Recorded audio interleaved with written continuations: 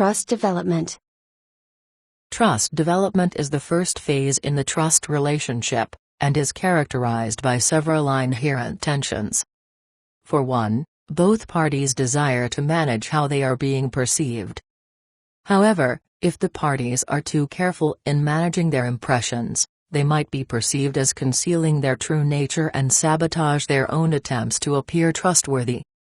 In addition, both parties are acutely aware of their own vulnerability and look for ways to minimize risk. 28 Yet one party must risk engaging with the other to initiate the relationship. In this section, we will explore how organizations can work through these tensions and develop trust in both roles, that is, as the trustor and the trustee. Organization as trustor. Two key stakeholder groups with whom organizations enter into trusting relationships are employees and strategic partners. One specific case where the organization and employees engage in trust initiation is during the new hire process. Organizations want to hire employees that they believe will carry out the mission of the organization. In order for organizations to rely on employees, they need to see their employees as trustworthy. Ideal candidates would be highly competent, ability, care for coworkers and the general welfare of the organization, benevolence, and demonstrate adherence to the organization's values, integrity. Obtaining this information about future employees is rather difficult. Resumes and cover letters offer initial data on ability, such as educational credentials, work accomplishments, and skill certifications, yet are unable to depict how applicants would behave at work on a daily basis. And although reference checks may reveal more information, many organizations have policies inhibiting the release of previous employment data. Organizations have therefore turned to integrity tests to help cull dishonest applicants from honest ones.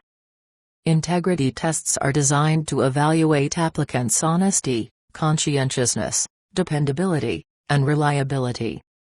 Studies have found that these tests help predict employees' likelihood of engaging in theft and other counterproductive work behaviors. 29 These tests clearly help with initial assessments of applicants' integrity.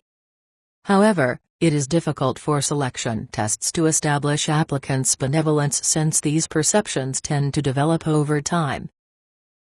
Once new employees have been hired, organizations can continue to facilitate the trust development process to ensure the trust they are extending to employees is wisely placed. In an effort to minimize risk, managers often enact tight controls over employees to monitor and assess their actions. Overly restrictive monitoring limits the degree to which employees can establish their trustworthiness, and even reduce their willingness to be transparent. Although such controls may cut down on workplace inefficiencies, they may concurrently create distrust between employees and the organization. Alternatively, firms might construct policies and procedures that boost employee trustworthiness without negative ramifications. For instance, organizations can develop training programs that increase employees' skill sets, 30 thereby raising employability. Additionally, ethics training programs have been associated with enhanced employee integrity, that is, rejection of unethical decisions, in situations that tested ethical principles. 31 These training programs serve as another filter in which the organization can evaluate and even enhance employability and integrity. Strategic alliances also present the organization with critical decisions to make in terms of whether and to what extent they should trust potential partners. For strategic partnerships to work effectively, firms must make decisions that mutually support the interests of both parties. This is especially difficult in the beginning of the relationship when both parties are uncertain of how self-interested and opportunistic the other party will be. 32 Structural assurances have been identified as elements that help establish higher levels of trust early in the relationship. 33 These safeguards include regulations, guarantees, and legal recourse.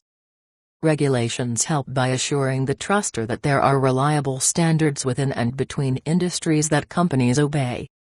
For example, A food wholesaler can feel comfortable entering into a business relationship with a meat processing plant because the plant obeys food safety codes set forth by the Food and Drug Administration.